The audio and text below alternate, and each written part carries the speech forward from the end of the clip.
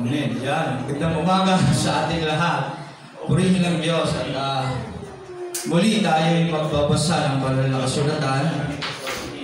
Itutuloy natin sa aklat ng John chapter 6. Yan. Okay? Pero bago yun, Brother Joshua, tayo muna yung umawi ito. Okay, kahit tumayo, tayo umawi muna sa Panginoon. At ako naghihintay sa ating mga kapatiran. Papurihan natin ang Diyos, awitan natin siya. Kay buti mo, Panginoon. Hallelujah. Yan. Bago tayo magpatuloy sa ating pagbabasa ng banal na kasulatan. Salamat sa Diyos. Hallelujah. Lord, salamat po sa umagang ito, sa buhay at kalakasan na iyong pinagkaloob sa amin. Panginoon, binigyan mo kami ng pagkakataon makadulog sa iyo. Panginoon, sasamba kami sa iyo. Salamat, Panginoon, sa malaking karangalan na kami buhay at sumasamba sa iyo, Panginoon. Nagpapatunay na talagang napakabuti mo sa amin, Panginoon, ng mga tao na pinagmalasakitan mo na kumikilala sa iyo, Panginoon. Kay buti mo, Panginoon, at dakila ka sa lahat ng oras. Purihin ka, aming Panginoon Jesus. Hallelujah.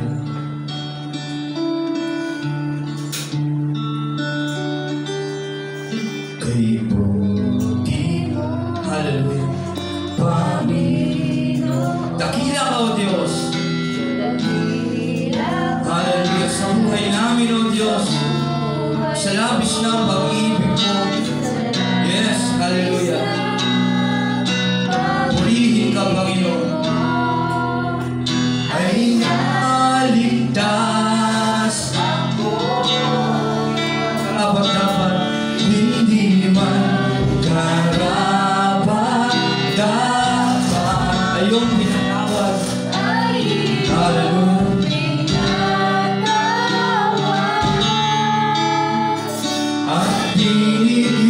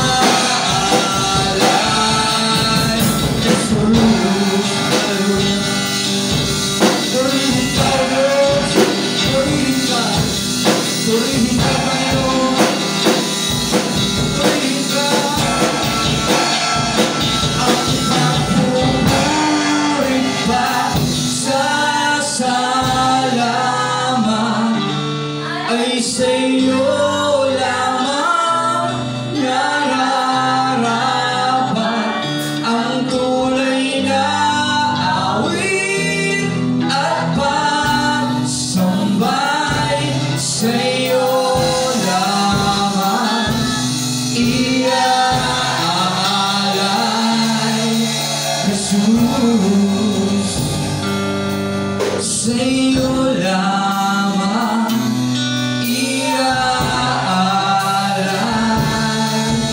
Jesus,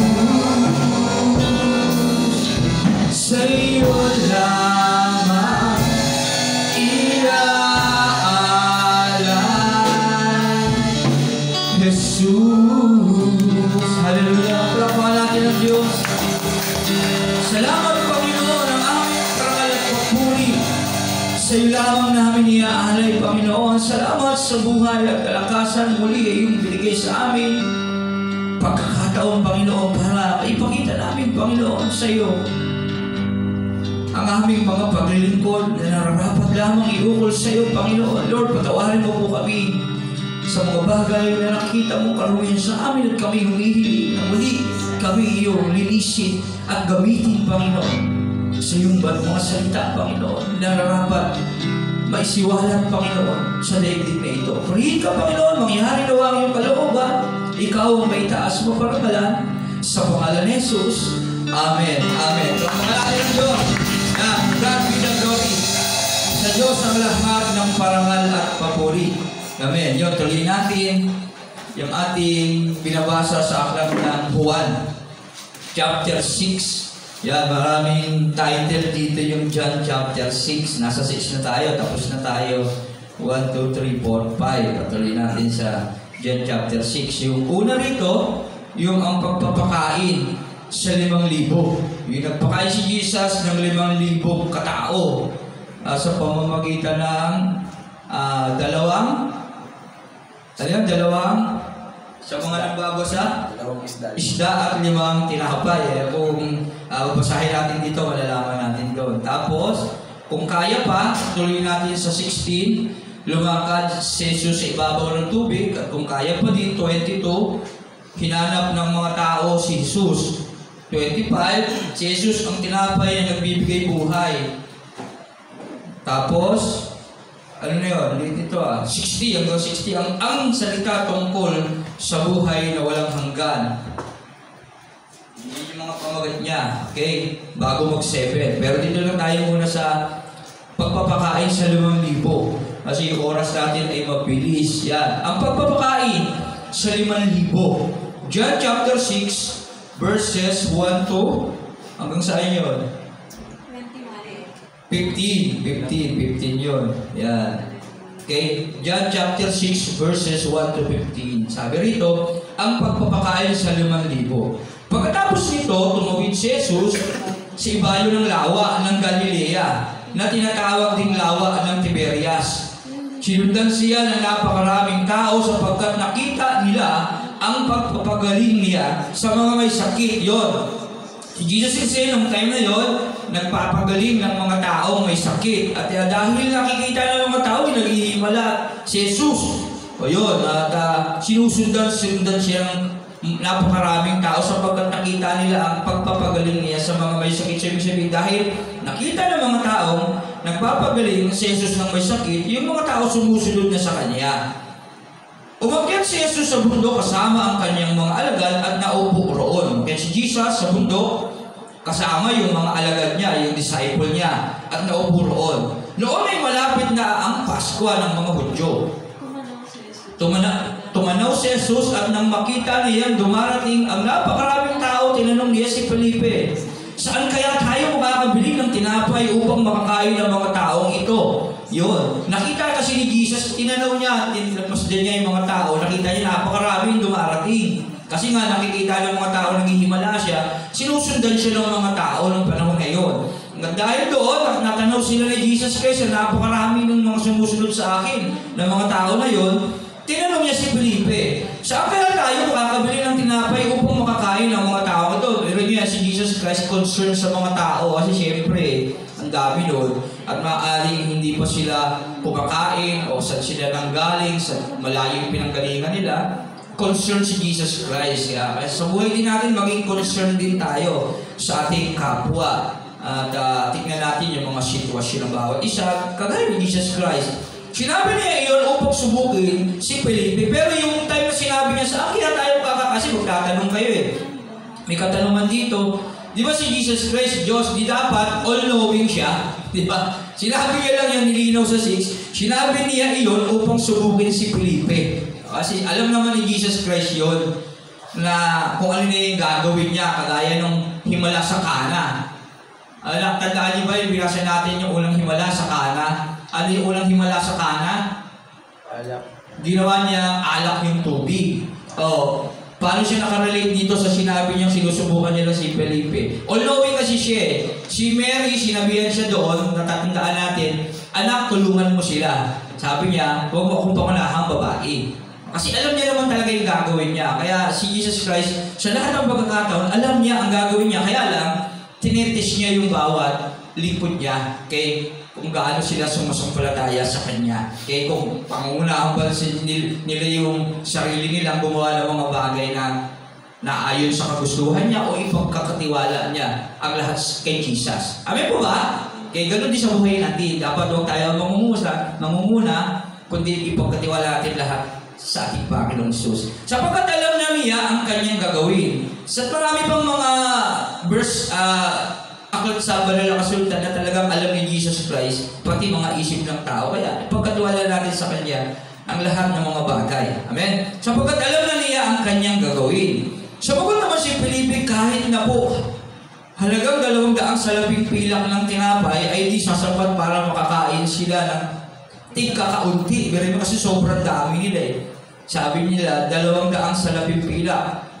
Hindi ako magaling sa computation nito, pero napakalaking pera nito. Amen? At tinapay at di sasapat para makakain sila ng tigkakaunti. Siyempre, kulang pa rin yun kasi sobrang dami po nila. Sinabi ni Andres na isa sa kanyang mga alagad at kapatid ni Simon Pedro, mayroon po dito, at narinig yun ni Andres at sinabi, mayroon po dito isang batang lalaki na may dalal 5 tinapay at 2 isda. Subalit, sasapat kaya ang mga ito? Yan. Papuin ninyo ang mga tao, sabi ni Jesus. Madamo sa lugar na iyon, umupo nga ang lahat, humigit kumulang sa 5,000 ang mga lalaki. Yung mga lalaki lang yun, humigit kumulang sa 5,000.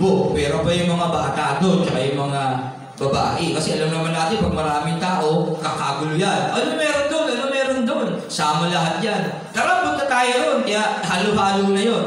Bata, matanda, lalaki, babae. Pero sa kanila kasi binibilang yung mga lalaki lang. Kaya estimate nila, umigit kung kulang 5,000. Nandoon sa gano'n 5,000. Ang mga lalaki. Yung mga lalaki. Bukod pa yung iba, yung babae, at yung mga bata. Kinuha ni Jesus ang tinapay at matapos magpasalamat sa Diyos ay pinamahagi iyon sa mga tao. Yung ilang tinapay yun?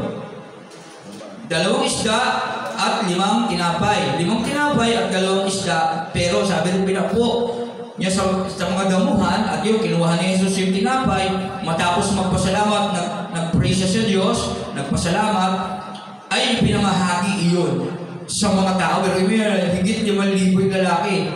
5 tinapay, ipinamahagi sa mga tao. Gayon din ang ginawa niya sa isda. Nakakain ang lahat at nabusog. Pero mo, nagkasya. Yung 2 at 5 pagkain na yun. Nang makakain na ang mga tao, sinabi ni Jesus sa mga alagad, ipunin ninyo ang lumabis ng di masaya, may sumobra pa. Ayan, kaya sa lahat ng pagkakataon, pagkatiwalaan lang natin ang ating Panginoon. So, sobra pa yung 5 at yung 2 isda. 5 tinapay at 2 isda. Ganun na ang ginawa nila at nakapuno sila ng 12 kain. So, ibig sabihin, sumobra pa yung pagkain na ipinamigay nila sa mga tao galing sa dala ng isang bata na 5 tinapay at 2 isda. Ganun, makapangyarihan ng Diyos na dapat natin pagkatiwalaan sa lahat ng pagkakataon. Nang makita ng mga tao ang himalang ginawa ni Jesus, sinabi nila tunay na ito ang propetang paparito sa sanlibutan. Nahalata ni Jesus na lalapit ang mga tao at pipilitin siyang gawing hari, kaya umalis siya muli at isang umakyat sa bundok. Okay, nakita niya na parang sobrang mangha yung mga tao sa kanya at pipilitin siya gawing hari, umalis siya. Kasi hindi dapat mangyari yun. Na magtatakip siling na, ang mga alagad ay pumunta sa tabi ng lawa. Sumakay sila sa bangka, ay wala na, sa 15 lang pala yun. Yung ating John chapter 6 verses 1 to 15, yung pagpapakain sa 5,000. Yan. Pero yun, yung limang tinapay at 2 isda, nagkasya yun sa pagpapakain sa 5,000. Higit estimate lang yun sa mga tao ng panahon. Ang himala ni Jesus Christ na ay pinakita noong panahon na yun. Kaya tayo sa ating buhay, huwag tayong mag-aatubiling manampalataya sa Kanya. Kahit na gaano ka-imposible, kagaya nga sabi niya kay Felipe, kaya tayo makakakuha ng mga papakain sa mga tao ito. Si Felipe, imposible. Panginoon, Jesus, imposible. Kahit na ganito karaming pilang kung meron tayo, hindi sasapat. Makakain sila ng kakaunti. Okay? So, ibig sabihin, wala na silang panahon pa para bumili, wala na silang sapat na pera para ibili. Pero ipinakita ni Jesus. Makikita din natin kay Andres yung pananampalataya din sa totoo lang. Meron dito. Alam niya naman si Felipe nga. Kahit na marami pa tayong pera, hindi sapat para ibili pa. Pero si Andres, sinabi niya pa rin meron dito. Nagbalita pa rin siya. Dahil alam niya na ang kasama nila ay si Jesus, na naghimula nung panahon sa Cana. Ganoon din. Magagawa rin ni Jesus yun sa totoo lang. Kaya si Andres, pinakita din yung kanyang pananampalataya kay Jesus. Kagaya natin, talagang ibigay natin yung pananampalataya. Okay? Meron dito, 5 tinapay at 2 isda. Okay? Hindi niya tinignan hindi siya panghinaan ng loob sa totoo lang.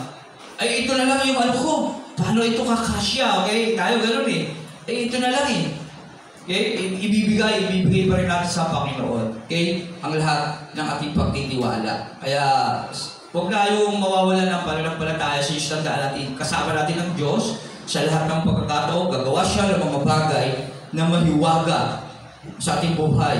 Walang imposible sa Kanya. Kaya, panatag natin yung loob natin sa ating Panginoong Isus, kasama natin siya. Hindi niya tayo iwan, hindi pababayaan man. Kaya, itong himala na ginawa ng Diyos sa John chapter 6, 1 to 15, magsilbing aral din sa atin ito. Magkaroon tayo ng pananampalataya kay Jesus na walang imposible sa Kanya. Kahit mga imposibleng bagay ay kaya niyang gawin para maging posible sa atin. Amen? Okay, tuloy natin sa 16. Lumakad si Jesus sa ibabaw ng tubig.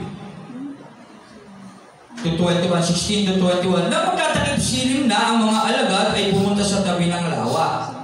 Sumakay sila sa bangka at naglayag papuntang Capernaum.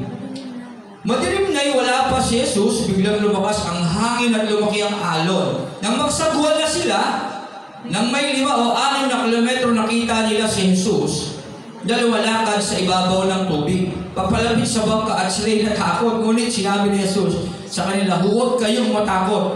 Ako si Jesus. Tuwag-tuwa nilang pinasakay si Jesus at kaagad na nakarating ang bangka sa kanilang pupuntahan. Okay? Yun. Yung lumakad, nakita naman ng mga alagad si Jesus Christ naglalakad sa tubig nung nagtatakip siling na. Napapunta sila pumunta sa tabi ng lawa. Sumakay sila sa bangka at naglayag papunta Capernaum. Yung madilim-dilim pa, wala pa si Jesus. Bigla, kasi yung time na yun, di ba, umalis si Jesus Christ, din gagawin siyang hari ng mga tao. Napansin niyo yun, tumakas na lang siya. Kaya naghiwalay sila. Hindi nila kasama si Jesus Christ ng panahon na yun. Yung mga alagad, sumakay sa bangka, ayun, naglayag papunta Capernaum.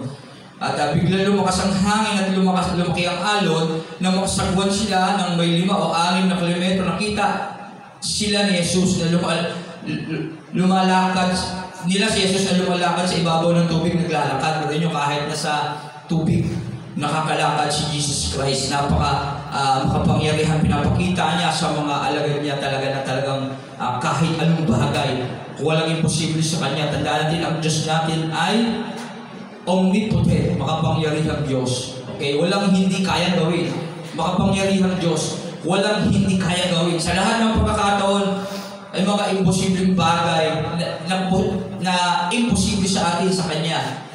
Posible. Okay, tayo mapaglakad ng tubig. Malulubog ka. Pero siya, naapakan niya lang. Dinadaanan niya lang yung tubig na yun. Ngunit sinabi ni Jesus sa kanila, huwag na kayong matakot. Ako si Jesus. Tuwang-tuwa nilang pinasakay si Jesus at kaagad na nakarating sa bangka sa kanilang pupuntahan. Okay? 22. Hinanap ng mga tao si Jesus. Alam ng mga taong naiiwan sa dalampasigan na iisa lamang ang bangkang naroon. Alam rin nilang si Jesus ay hindi kasama ng mga alagad. Kasi nga tumakas si Jesus ng panahon na yun eh. Nag-iba siya ng landas nun eh. Nang ang mga ito'y sumakay sa bangka dahil ang mga ito lamang ang umalis kinabukasan. Dumating naman ang ilang bangka galing sa Tiberias at dumaong sa lugar na malapit sa kinakainan nila ng tinapay matapos magpasalamat ang Panginoon. Kaya nang makita nilang wala roon si Jesus, hindi ang kanyang mga alagad sila'y sumakay sa mga bangka at pumunta sa Capernaum upang hanapin si Jesus. Hinahanap nila si Jesus. Alam nila, hindi naman kasama ng mga alagad. Yung mga alagad, nakita nila, umalis din eh. Sumakay sa bangka eh. Kaya umalis sila at hinahanap nila si Jesus. Nang makita nila si Jesus sa ibayo ng lawa, siya'y tinanong nila, "Guro, kailan pa kayo rito?" Sumagot si Jesus, "Pakatandaan ninyo, hinahanap ninyo ako hindi dahil sa mga himalang nakita ninyo, kundi dahil nakakain kayo ng tinapay at nabusog." Okay? Huwag ang pagkain nasisira ang inyong pagsikapang kamtaan, kundi ang pagkain hindi masisira, yung salita ng Diyos, yung pangangaral ni Jesus, at nagbibigay ng buhay na walang hanggan. Iyan ang ibibigay sa inyo ng anak ng tao, sapagkat siya ang binigyan ng Diyos Ama ng ganitong karapatan. Yan, dapat yung mga salita ng Diyos at yung mga pinahayag ni Jesus Christ na siya, yan na dapat nilang laging makamtan. Hindi yung mga material na bagay. Okay? Dapat ang sinusundan nila yung salita. Hinahanap nila yung pangangaral ni Jesus Christ, yung tinuturo ni Jesus Christ. At hindi dahil pinakain sila ng tinapay at yung mga literal. Tayo rin naman, dapat huwag natin ituon yung mga bagay sa mga pagpapala. Kasi minsan, pupunta tayo sa church, dahil gusto lang natin ng pagpapala, may sakit tayo, ano pa, may bigas kasi ito, pinamibigay. Parang yun yung gusto sabihin ni Jesus Christ dito. Huwag tayo susunod lang kay Jesus Christ kasi si Jesus Christ may pagpapala yan eh. Nagpapagaling niya ng sakit at karamdaman eh, okay? Nilusunod natin si Jesus Christ kasi siya ang salita ng buhay natin. Siya yung magbibigay sa atin ng kabusugan na kailanman di mawawala, ng ilumi na kailanman di na tayo mauuhaw, ng buhay na walang hanggan na masagana at ganap. Kami po ba? Huwag tayong totoo sa mga material na bagay lang ha. Huwag tayong pupunta sa isang gawain, lalo na sa mga gawain ganito dahil sa biyaya lang, nagiging tayo doon, marumi sa paningin ng Diyos sa totoo lang. Kaya sila tinanong nila, "Ano po ang dapat namin gawin upang amin matupad ang pinagagawa ng Diyos?" Ito ang pinagagawa sa inyo ng Diyos. Sumampalataya ayo sa isinugo niya, tugon ni Jesus. Ibig sabihin, sumampalataya sila sa Kanya. Makinig, maniwala, sumampalataya. Okay? Ano pong himala ang ipapakita ninyo upang sumampalataya kami sa inyo? Ano po ang inyong gagawin? Yung tao kasi kapag may gustong paniwalaan, kailangan may makikita sila to see is to believe. Kung aming mga ninuno ay kumain ng mana sa ilang, ayon sa nasusulat, sila'y binigyan ni Moises ng tinapay na galing sa langit. Sabi nila, sumagot si Jesus, "Pakatandaan ninyo, hindi si Moises ang nagbigay sa inyo ng tinapay na galing sa langit. Ang aking Ama ang nagbibigay sa inyo ng tinapay na galing sa langit. Dahil ang tinapay na galing sa Diyos ang bumaba mula sa langit at nagbibigay buhay sa katauhan." Sagot sila, "Ginoo, bigyan po ninyo kaming lagi ng tinapay na ito." Sinabi ni Jesus, "Ako ang tinapay na nagbibigay buhay." Kasi yung mana na yun, si Jesus talaga yung tinutukoy nun eh. Na kinain ng mga Israelita ng panahon sa disyerto, si Jesus yung tinutukoy nun. Tinapay na pagkain na yun. Kasi himala naman na wala naman talagang pagkain talaga doon, pero lumalarawan yung kay Jesus Christ. Sinabi ni Jesus, "Ako ang tinapay na nagbibigay buhay." Kaya dito, nilinaw niya na, "Ako ang tinapay na nagbibigay buhay, ang lumalapit sa akin ay hindi na magugutom kailanman. At ang sumasampalataya sa akin ay hindi na mauuhaw kailanman." Kasi kapag tayo nasa Diyos, sa totoo lang, wala na tayong hahanapin pa eh. Sa totoo lang sa ating buhay, magkakaroon tayo ng kakontentuhan. Okay, kapag talagang tunay na tinanggap na natin si Jesus sa ating buhay. Okay? Kahit nagutom ka, para kang busog. Kahit wala kang pagkain, mas gusto mo bang magbigay ng pagkain? Okay, gano'n. Pero kapag Sa literal na buhay talaga, kapag gutom ka, gusto mo talaga kumain ng literal na pagkain. Okay? Sa spiritual naman, kapag gutom ka, kahit gutom ka, hindi ka nagugutom. Kasi kontento ka na sa salita ng Diyos na nasa sayo. At yung nasa sayo, ibigay mo pa nga yung nasa sayo sa iba. Sa totoo lang. Ngunit sinasabi ko sa inyo, nakita na ninyo ako, ngunit hindi pa rin kayo sumasampalataya sa akin. Lalapit sa akin ang lahat ng ibinigay sa akin ng Ama, at hindi ko itataboy kailanman ang sinumang lumalapit sa akin. Yan. Yung mga taong inahatid ng Diyos sa Kanya na talagang maniniwala sa Kanya. At yung mga lumalapit naman sa Kanya, kailanman hindi niya ipagtataboy. Kaya huwag tayo tuwing lumapit sa Diyos. At ang Diyos walang kinikilingan. Walang kinikilingang tao. Mayaman, mahirap, mabuti, masama. Basta lalapit sa Kanya, pare-pareho tayo tatanggapin ng Diyos. Tayo rin naman sa ating buhay, yung salita ng Diyos na napapakinggan natin, spread natin yan, huwag tayo mamimili, kagaya ni Jesus Christ, na kahit sino lumapit sa Kanya, tinatanggap niya. Tayo din naman sa ating buhay, yung mga natututunan natin sa kailangan natin yan, ipamahagi sa lahat. Ano man ang kalagayan nila. Ano man ang katayuan nila sa buhay. Dapat sa lahat ang pagkain ng buhay dapat ni-spread natin sa kanila. Ako'y bumaba mula sa langit, hindi upang gawin ang sarili kong kalooban, kundi ang kalooban niya na nagsugo sa akin. Sabi dito, si Jesus Christ dumating, hindi sinusunod niya yung sarili niya. Meron siyang Ama na sinusunod. Walang iba siyang ginagawa, kundi yung sundin ang kalooban ng Ama. Tayo din naman sa ating buhay, dapat hindi natin gagawin yung sarili nating kalooban, kundi yung ginagawa natin, yung kalooban ng Diyos sa buhay natin na si Jesus Christ na ibinigay niya para maging huwaran at modelo ng ating buhay.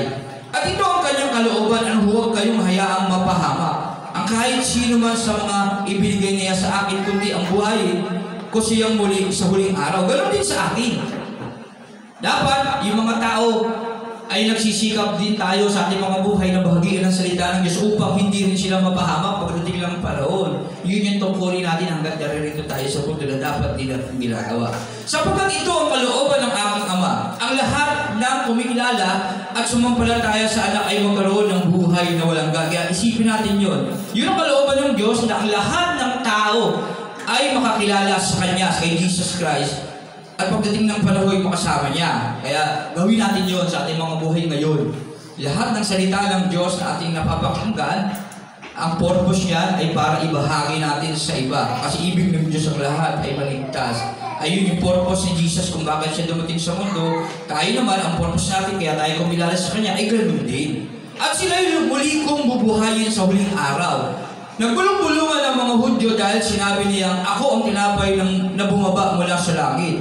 Kaya bulong-bulungan yung mga Hudyo. Kasi sabi niya, siya daw yung tinapay na bumaba sa langit. Sinabi nila, hindi ba ito si Jesus na anak ni Jose? Kasi iba na yung mga tao ng panahon na yun eh. Lalo yung mga Hudyo eh. May kinikilala nila na may propesya at hindi sila naniniwala na si Jesus Christ yun.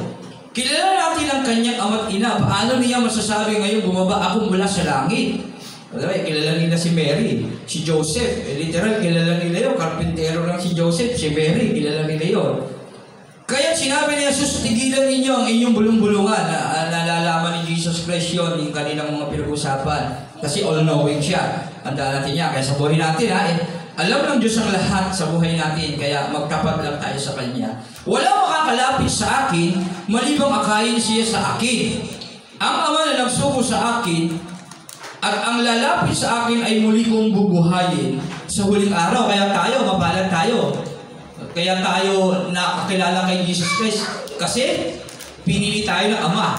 Tama? Walang makakalapit sa akin, malibang akayin siya sa akin. Siyempre tayo mga inakay ng Ama kay Jesus Christ. Kaya pasalamatan natin ng Diyos at dahil doon, mas pag-igihin pa natin ang mga paglilingkod. Kasi sino tayo para piliin ng Diyos? Tama? Sino ba tayo para piliin niya na ikaw, lumapit ka sa aking anak? Hindi tayo karapat-dapat pero dahil mahal tayo. Kaya yung pagkaligtasan natin, habang awa ng Diyos yan. Hindi tayo ang lumalapit ng kusa sa Diyos, tayo ay pinipili ng Ama para ilapit, binibigyan ng pagkakataon. At ang lalapit sa akin ay muli kong bubuhayin. At kung tayo naman ay makikinig sa paanyaya ng Ama na lumapit kay Jesus, sabi rito, ang lalapit sa akin ay muli kong bubuhayin sa huling araw. Kaya mapalad tayo, binibigyan tayo ng pagkakataon na pagdating ng araw, masaksihan natin ang talagang kaganapan ng kabutihan ng Panginoon. Nasusulat sa aklat ng mga propeta at sila'y lahat ay tuturuan ng Diyos. Ang bawat nakikinig sa Ama ay natututo sa Kanya, ay lalapit sa akin. Hindi ito nangangahulugang may nakakita na sa Ama. Ang nagmula sa Diyos ang tanging nakakita sa Ama, si Jesus Christ lang. Wala nang iba pa. Pakatandaan ninyo, ang sumasampalataya sa akin ay may buhay na walang hanggan.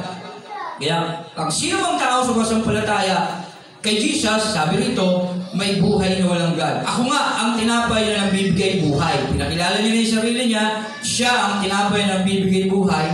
Kumain ng mana ang inyong mga ninuno nang sila'y nasa ilang, ngunit sila'y namatay. Narito ang tinapay na bumaba mula sa langit upang sino mang kumain nito ay hindi na mamamatay. Ako ang tinapay na nagbibigay buhay na bumaba mula sa langit. Mabubuhay magpakailanman ang sino mang kumain ng tinapay na ito. At ang tinapay ay ang aking katawan na ibibigay ko upang mabuhay ang sangkatauhan. Dahil dito, nagkaroon ng mainitang pagtatalo ang mga Hudyo. Paano maibibigay sa atin ang tao ito ang kanyang laman upang makain natin? Ang literal, kanilang paniniwag pagkaunawa. Okay? Yung katawan ni Jesus Christ, sinasabi niya, yung mamamatay siya sa cross ng panahon. Sinabi niya, pakatandaan ninyo, malibang kainin ninyo ang laman ng anak ng tao at inumin ang kanyang dugo, hindi kayo magkakaroon ng buhay na walang hanggan, ng buhay. Ang kumakain ng aking laman at umiinom ng aking dugo ay may buhay na walang hanggan at muli ko siyang bubuhayin sa huling araw. Sapagkat ang aking laman ay tunay na pagkain at ang aking dugo ay tunay na inumin. Ang kumakain ng aking laman at umiinom ng aking dugo ay mananatili sa akin at ako naman sa kanya. Buhay ang Ama na nagsugo sa akin at ako'y nabubuhay dahil sa Kanya. Kaya wala naman kasi siyang ginagawa kundi ang ito pa rin ang kalooban ng Ama. Na yun nga, siya ay pagdating ng panahon, mamamatay sa krus at muling bubuhay at tayo naman, kung sasampalataya, tatanggapin natin ang kanyang buhay na yun na binigay niya sa krus, ay talagang hindi na tayo mapapahamak pa pagdating ng panahon, yung magkakaroon tayo ng buhay talaga na masagana at grabe, yung muli tayong mabubuhay. Kasi tayo mga patay sa totoo lang. Kaya tayo naging buhay sa pagkakilala natin sa ating Panginoong Jesus. Ay pananampalataya natin sa Kanya na siya'y muling binuhay ng Diyos. Dahil doon tayo muling nabuhay. Pero nung isinilang tayo, hindi pa natin nakilala si Jesus Christ, tawag sa ating mga patay. Okay? Naging buhay lang tayo dahil kumikilala na tayo ngayon kay Jesus sa sumasampalataya. Kaya yun, dapat natin malaman at syempre dapat ma-share natin sa iba yun. Buhay ang Ama na nagsugo sa akin at ako'y nabubuhay dahil sa Kanya. Gayon din naman ang sino mang kumakain sa akin ay mabubuhay dahil sa akin. Ito ang tinapay na bumaba mula sa langit, hindi ito katulad ng kinakain ng inyong mga ninuno sa ilang. Namatay sila kahit na kumain iyon, ang kumakain ng tinapay na ito ay mabubuhay magpakailanman. Sinabi ito ni Jesus sa sinagoga habang siya'y nagtuturo sa Capernaum. Yan. Narinig ito ng kanyang mga alagad at marami sa kanila ang nagsabi, mabigat na pananalita ito. Sino ang makakaunawa rito? Kasi napakalalim. Iba nga yung paniniwala nila, literal. Kaya si Jesus Christ, talagang pag nagsalita ay talagang matalinhaga. Alam na Jesus na nagbubulong-bulungan ang kanyang mga alagad tungkol dito. Kaya sinabi niya, dahil ba dito ay tatalikuran na ninyo ako? Kaya tinanong niya, dahil ba doon, tatalikuran ninyo ako?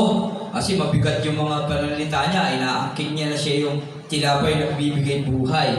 Yan, talagang pinapakilala niya na yung kanyang sarili. Napagamat kilala siya ng mga kababayan niya, kung sino yung tatay niya, yung nanay niya.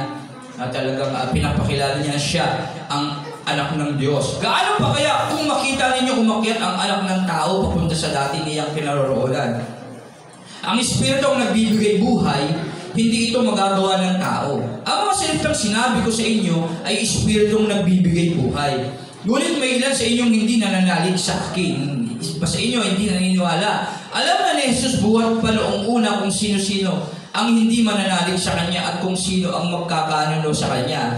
All-knowing si Jesus Christ, Alam niya na yon, yung mga bagay na mangyayari at alam niya yung mga taong naroroon kung sino may pananampalataya at kung sino hindi. Parang sa atin din dito ngayon, alam niya kung sino yung mga may pananampalataya at alam niya kung sino yung mga hindi. Kaya tandaan natin yan, kaya ang gagawin natin, magtapat tayo sa Diyos sa lahat ng pagkakataon. Kung hindi tayo sigurado sa ating mga sarili, Lord, ako ba yun? Mag-pray tayo. Hilingin natin, Lord, tulungan mo ako na maging sigurado sa aking buhay, sa pananampalataya sa iyo. Tandaan natin, sabi kanina, pag lumalapit tayo kay Jesus, talagang tatanggapin tayo. Okay? Walang sinisino ang Diyos. At pasalamatan natin ang Diyos dahil nilalapit niya tayo kay Jesus. Ikaw naman, pag narinig mo yun, Lord, salamat po. At akong lumalapit sa iyo, tulungan mo po akong maging sigurado sa aking pananampalataya. Nasa ganoon, mas maintindihan mo yung kanyang mga salita. Kasi hindi maintindihan ng mga tao yung salita niya, matalinghaga. Bakit? Kasi nagda-doubt sila. Hindi sila naniniwala sa sinasabi ni Jesus. Pero kung maniniwala sila, makikinig lang sila at maniniwala, hindi naman sila magda-doubt nun. Talagang mas maiintindihan pa nila yung salita ng Diyos. Kaya lang, dahil nga literal nakikita nila si Jesus Christ, anak lang ni Mary yan anak lang ni Joseph yan may pride sila, hindi pwede hindi naman yan yung Kristo, hari yun yung inaasahan nila dati, kaya hindi nila mapaniwalaan. Hindi tayo talaga makakaunawa ng salita ng Diyos kung hindi natin ibababa yung ating mga kalooban sa Diyos. Kung titignan lang natin yung mga literal na bagay, imposible kasi napaka-imposible sa buhay ko. Halimbawa, ang hirap kasi ng buhay ko ngayon kailangan ko yung mga ganitong bagay nagiging dahilan kung bakit hindi natin naiintindihan yung salita ng Diyos. Ganun yung kalagayan ng mga tao sa ibang kaparaanan lamang. Kaya yun, tandaan natin yan. Kaya makinig tayo kay Jesus, pagpasalamat natin sa Diyos na inaakay tayo niya, at buksan lang natin ang ating mga isip at puso sa Kanya. Kung hindi tayo sigurado sa Kanya, mag-pray tayo at hilingin na higit na maunawaan natin yung Kanyang mga salita. Okay? Idinugtong pa niya, iyan ang dahilan kaya ko sinabi sa inyo na wala makakalapit sa akin malibang ito'y loobin ng Ama. Kasi alam na ni Jesus ang lahat. Alam niya na yung mga tao kung sino yung maniniwala sa Kanya o hindi. Dinugtong pa niya, iyan ang dahilan kaya ko sinabi sa inyo na walang makakalapit sa akin malibang ito'y loobin ng Ama. Kaya tayo, kung niluloob ng Amang lumapit sa Kanya, pasalamatan natin ang Diyos at dapat buksan natin ang ating isip at puso ng higit at masigit natin maiintindihan pa ang Kanyang mga salita. Mula noon, marami sa Kanyang mga alagad ang tumalikod at hindi na sumama sa Kanya kasi imposible Alak ka lang ni Mary, ni Joseph naangkin mo yung pagiging anak ng Diyos Di ba? Ikaw yung magbibigay sa amin ng kaligtasan. Tama mo ba? Imposible kasi pupunta ako sa church Makikinig ako doon wala naman akong mapapala doon Tama? Ganoon. Parang ganoon din kagaya natin. Tinanong ni Jesus ang 12, kayo naman, gusto rin ba ninyong umalis? Kaya kasi daming mga sumusunod sa Kanya na tumalikod. Kasi tinignan niyo yung palabas niyang anyo, yung pagiging tao niya. At imposible na yung mga sinasabi niya na siya yung talagang tinapay na nagbibigay ng buhay o magbibigay ng kaligtasan. Imposible. Hindi na nampalataya sa Kanya. Nagsialisan sila. Okay? Tapos yung 12, tinanong ni Jesus Christ, kaya rin ba aalis? Gusto na rin ba ninyong umalis? Sumagot si Simon Pedro, Panginoon, kanino pa po kami pupunta? Nasa inyo ang salitang nagbibigay ng buhay na walang hanggan. Okay? Nasa inyo na. Naniniwala kami at ngayon natitiyak namin na kayo nga ang banal na mula sa Diyos. Ibig sabihin, mas pinagtibay pa ng salita na kanilang narinig sa kanilang mga puso na talagang naniniwala sila na nanampalataya kay Jesus. At wala na silang ibang pupuntahan na pwede pang kumalinga sa Kanya kundi kay Jesus lang. Amen? Kaya tayo rin naman, ngayon napakinggan na natin ang salita ng Diyos sa ating buhay. Pinahahayag ng mga lingkod niya, nababasan natin sa banal na kasulatan at nakitiyak naman natin totoo at tama. Kasi yung panahon na yun, wala naman talaga maiparatang kay Jesus na maisusumbat sa Kanya o mali sa Kanya mga pagtuturo Kasi yung karunungan niya, sa totoo lang, kung pag-iisipan at pag-aaralan mo maigi, yung karunungan na pinakikita niya sa Kanyang pagtuturo, talagang hindi pang karaniwan Tama po ba? Kaya nga sabi ng mga ilan, saan nakakuha ng karunungan ng taong ito? Di ba ito'y anak lang ni Jose, na isang karpintero, ni Mary. Tama? Kaya mag-iisip ka talaga na hindi talaga sa kanya galing yung kanyang karunungan, kundi mula sa Diyos. Kaya lang, ang problema, yung kanilang pride. Yung kanilang kalooban ay talagang mataas at hindi sila pwedeng magpailalim sa isang anak lang ng karpintero. Tama? Ganun eh. Kaya kung tayo kung magpapakumbaba sa Diyos, mas higit natin maiintindihan ang mga salita ng Diyos. Kaya sa ating pakikinig, napakahalaga yung ating mga puso ay mababa habang pinakikinggan ang salita ng Diyos. Yung masakit man ito na ating napapakinggan, kailangan natin tanggapin sa ating mga buhay kasi ito ang salita ng Diyos. Ang banal na kasulatan ay mabisa. Mas matala sa alinmang tabak na magkabila ang talim. Ito'y tumatagos sa ikaputuran ng ating mga puso. Yan, at tinuturuan tayo ito ng mga bagay na dapat nating malaman. Naniniwala kami at gayo'y natitiyak namin, sabi ni Pedro, na kayo nga ang banal na mula sa Diyos. Sumugot si Jesus, hindi ba't ako ang humirang sa inyong 12? Sa kabila nito'y Diablo ang isa sa inyo. Ang tinutukoy niya ay si Judas, niyanak na Simon Iscariote, sapagkat si Judas, nakabilang sa 12 ang siyang magkakanulo sa kanya. Tawa, alam niya na yon sa umpisa pa lang, na si Judas ang magkakanulo sa kanya. Kaya sinabi niya, ang isa sa inyo ay Diablo. Ayan, sa kabilang nito, yung Diablo ang isa sa inyo. Kasi si Judas, yung magkakanulo, yung magbebenta kay Jesus Christ upang ipapako sa krus. Pero alam niya na yun. Okay? Kasi siya yung all-knowing God. Tandaan, ang Diyos ay makapangyarihan sa lahat. Walang hindi kayang gawin. Pinatunayan niya na yun sa kanyang himala. Nagpakain siya ng 5,000. Higit. Mga lalaki pa lang binibilang ng panahon. Ano ba? Yung mga himulang pinakita niya, kaya nasabi natin makapangyarihan ng Diyos. Ang Diyos ay omnipotent, makapangyarihan. Nagkaya niyang pakainin yung mga tao ng panahon. Ano ba? Yung mga ginawa niya dito, lumakad siya sa tubig na hindi kaya gawin ng tao. Okay, ano pa? Na lalaman niya yung mga bagay na hindi alam natin. Okay? All-knowing si Jesus Christ. Kaya omnipotent, si Jesus Christ, omnipotent, makapangyarihan Diyos, walang hindi kayang gawin. Tapos, omniscient siya, all-knowing God. Okay? Omnipresent, nasa kahit saang panig siya. Yung tatlong bagay niya, tandaan natin ha.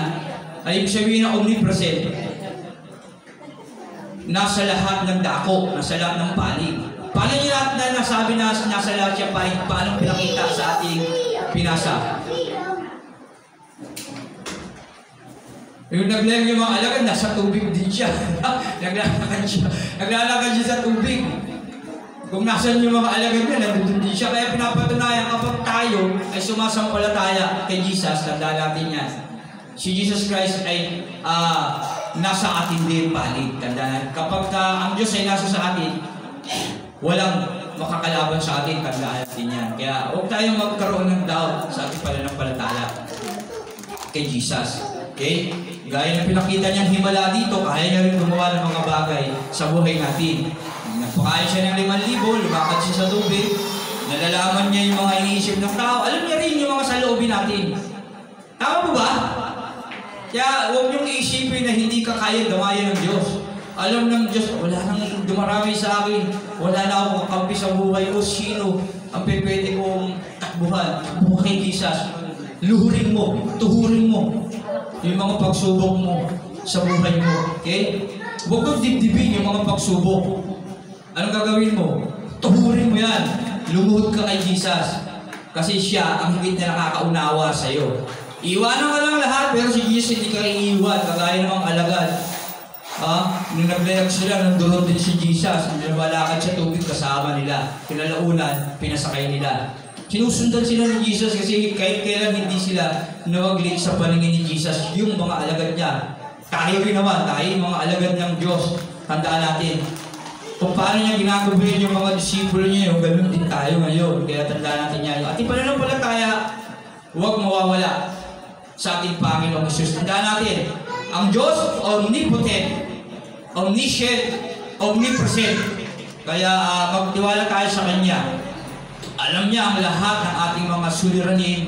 Alam niya ang ating mga pangangailangan. Nakita natin yan sa talata, sa John 6. Alam niya yung pangangailangan ng mga tao. Pagtanaw niya, gugutom to. Yung iba dyan, saan galing yan? Malalayong lugar. Tapos may kasama pang mga baby yan. O, di ba? May panahon pa, madilim na. nalipasan na ng gutom yung iba dyan. Okay? I-adopt natin yung karakter ni Jesus Christ. Sinasabi ito para makita natin yung kabutihan ni Jesus, yung kanyang katangian. Kaya tayo bilang mga anak ng Diyos, dapat may katangian tayong kagaya niya. Okay? Hindi na dapat tayo sabihan. Dapat meron tayong pagpupusa. Si Jesus Christ nakita yun eh. At sinubukan niya ba nga yung alagad niya eh. So kaya tayo pwede kumuha. Okay? At sinabi ni Felipe, ba si Felipe, no? Sabi ni Felipe, balikan lang natin yun. Yung bandang 1. Ayun, si Felipe nga. Sabi ni Felipe, tinanong niya si Felipe, saan kaya tayo makakabili ng tinapay upang makain na? Sinabi niya yun upang subukin si Felipe, sapagkat alam niya ang kanyang gagawin. Sumagot naman si Felipe, kahit na po halagang 200 salapi, tinapay, hindi sasapat. Imposible na po ito eh. Doon pa lang gusto pakita ng Diyos sa kanila kay Felipe na yung hindi mo arok ng iyong isipan, hindi kayang gawin ng tao, kayang gawin niya, kayang gawin ng Diyos sa buhay niya, sa buhay ng tao. Amen? Kaya magtiwala lang tayo, kagaya ni Andrew. Meron dito 5 tinapay at 2 isda. Katulong ito. Offer siya ng tinapay at 2 isda, hindi siya nag-atubili. Mali itong malaking bagay, kailangan natin i-offer sa Diyos.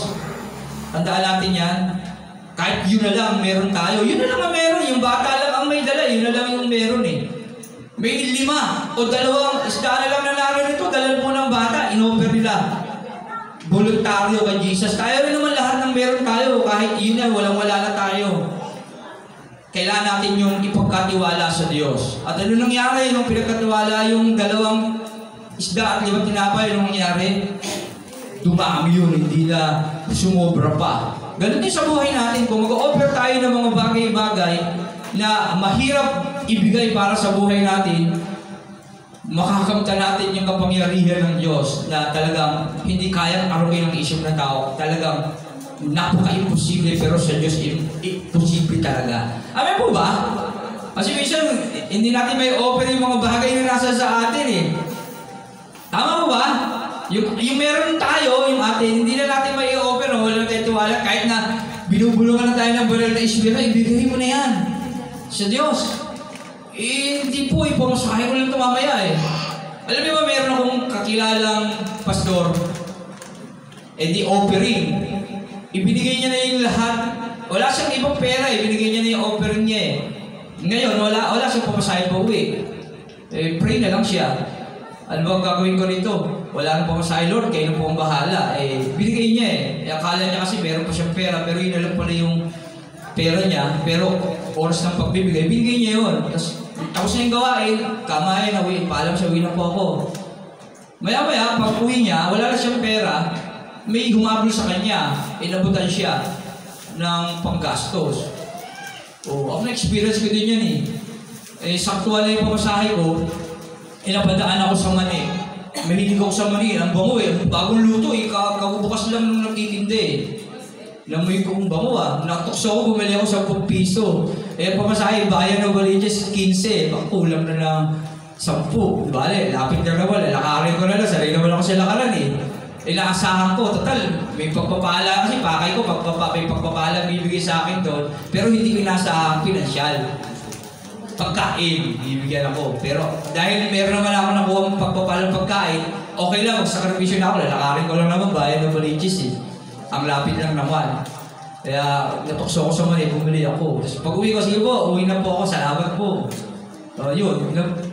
Pag alis ko, lalabas na ako sa gate, nabutan ako ng pinansyal. Sobra-sobra pa.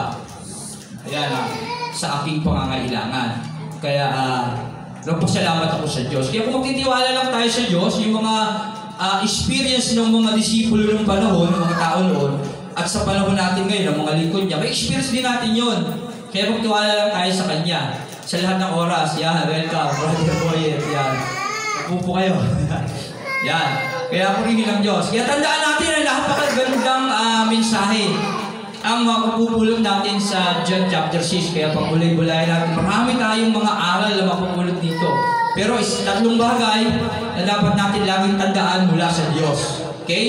Ang Diyos ay omnipotent, makapangyarihan. Tandaan natin, ipagpalagay natin ang ating loob o o isanggalang natin ang buhay natin sa Diyos kasi siya ay makapangyarihan Diyos. Omnipotent. Pangalawa, tandaan natin, ang Diyos, omniscient. Okay? Ano yung omniscient? Lahat alam. Lagi ang iniisip natin, kaya alam ng Diyos yung mga saloobin natin, damdamin natin, kalooban natin, alam ng Diyos yan at dadamayan niya tayo sa lahat ng pagkakataon. Huwag tayo magdadoubt sa Kanya. Okay? Bakit? Kasi siya ay omnipresent. Kasama natin siya palagi. Kung paano niya sinundan yung mga alagad sa lawa, imposible yun. Sa tubig pa siya naglalakad. Shortcut pa siya sa tubig. Pero hindi yun. Ganun ang Diyos. Walang imposible sa Kanya. Kasama mo siya sa lahat ng pagkakataon. Okay? Kaya lang, sabi rito, dapat lalapit ka sa Kanya. Kasi baka mamaya, hindi mo siya kailangan eh. Kaya yung mga alagad, nung lumalakad ka siya sa tubig, inimbite na siya at sumakay sa bangka. At siya naman sumakay. Okay? Pero kapag hindi mo talaga invite sa puso mo si Jesus Christ, baka hindi mo kailangan siya eh. Kaya dapat lalapit tayo sa Kanya, tatawag tayo sa Kanya, magpapakumbaba tayo sa Kanya. Okay? Sa lahat ng pagkakataon. Omnipotent ang Diyos, omniscient ang Diyos, omnipresent. Kaya ipagkatiwala natin ang ating buhay sa Kanya sa lahat ng oras. At kagaya ng bata, na yun na lang, yung bata na may baon na 5 tinapay at 2 isda, ikaw ba, kung sa iyo yung 5 isda at 5 tinapay, 2 isda, anong panahon na yun ang gagawin mo? Eh, hindi mo naman kilala si Jesus, alam mo lang na naghihimala yun. Siyempre, ibaba ako, ito na lang yung baon ko. Kung saan pa siya pupunta, sasama ako para may baon ako. Tama? Pero, in-offer nila yung 5 tinapay at 2 isda. Okay? Nakita natin yun. Yun na lang yung baon nila. At yun lang din yung pagkain ng panahon na yun sa 5,000 katao. Lalaki lang yun ha, iba pa yung babae. Pero dahil in-offer nila yung bagay lang na yun na meron sila, ano nangyari ron? Talagang mahimalang ginawa ni Jesus sa kanilang buhay dahil sa kanilang pagtitiwala sa Kanya. Okay, si Andrew, kaya natin katangi, Panginoon, meron dito, may dalang bata. Manoper na nila, pwede naman sabihin, boy, tago mo yan ha, 2 na lang tayo dyan. Bawal nila, kainin natin habang nagtuturo si Jesus, di ba? Pwede naman ganon.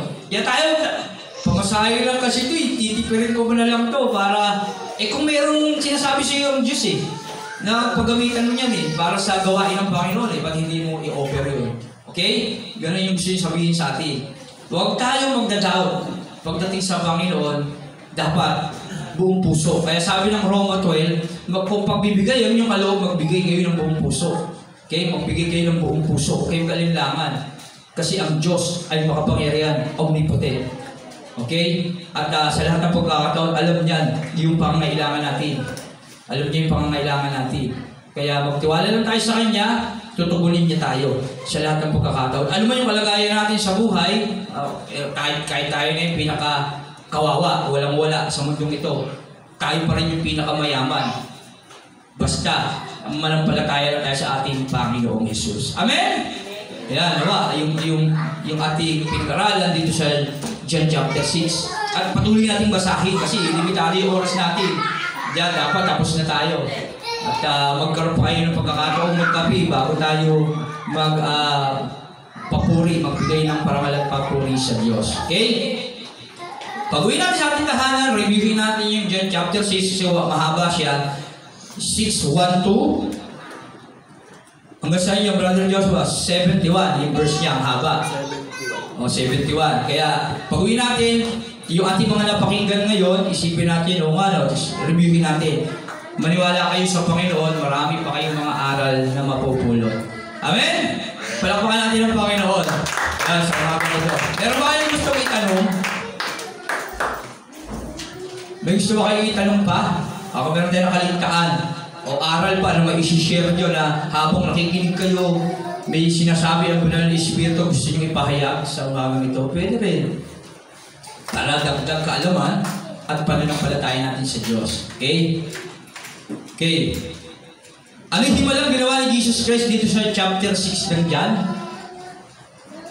Yung pagkain. pagkain. Yung 5 tinapay, 2 isda, nagkasya sa humigit kumulang 5,000 lalaki. Yung binibilang pa lang doon. Pero yung babae, sabihin, mahigit pa sila sa 5,000. Ano pa? Lumakad siya sa ibabaw ng tubig, ng lawa. Ano pa? All-knowing siya, nababasa niya yung mga isip ng tao. Okay? Kaya tayo alam niya yung damdamin natin, yung isip natin, alam niya yan. Magtapat tayo sa Kanya. Amen po ba? Ayun, okay. Tayo manalangin, walang tatanong. Tandaan natin at reviewin natin sa ating mga tahanan. Tayo mag-pray. Lord, salamat po sa iyong banal na salita na aming napagbulay-bulayan, Panginoon. Nawa, patuloy mo kaming bigyan pa ng pagkakataong muli. Pagbulay-bulayan ang iyong salita ay hindi lang, Panginoon, sa templong ito, kundi sa bawat tahanan namin. Pag kami, Panginoon, ay may sapat na panahon o oras o hindi man, Panginoon, magkaroon talaga kami ng bahagi ng oras na mabigyan ng pagkakataon pagbulay-bulayan ito upang higit ka naming makilala. Nais namin basahin ang iyong sulat pag-ibig, Panginoon, na mahiwaga na higit namin matuklasan pa na hindi pa namin naririnig, Panginoon, sa mga nangangaral ng iyong salita. Purihin ka, Panginoon, salamat sa iyong pagbibigay ng pagkakataon. Isang malaking karangalan na kami, Panginoon, hinintulutan mo nito, Panginoon. Nawa, patuloy ka sa aming mangusap at patuloy na ipaunawa ang lahat ng mga bagay pa na dapat namin maunawaan. Purihin ka, Panginoon, at Lord, dalaki na rin namin yung mga wala pa.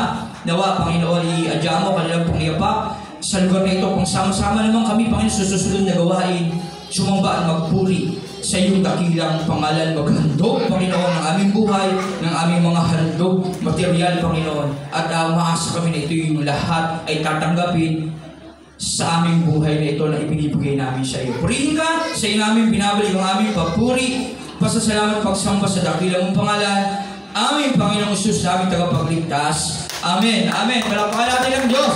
Yan. Okay. Pwede na tayo mag-CR bago tayo magpuri sa Diyos. Pero yung mga gustong magkape, pwede na kayo magkape. Para mamaya, habang nag-worship at nagkikinig ng salita ng Diyos, wala lang tatayo-tayo. Okay? Hayaan lang natin yung mga bata tumayo. Okay? Para makapag-focus tayo sa pakikinig. Amen? Okay, pwede tayo mag-CR, pwede na rin magkape yung mga gustong magkape. Yung kape nandoon sa may timbang maliit. Okay, timbang maliit. Kumusta? Kumusta?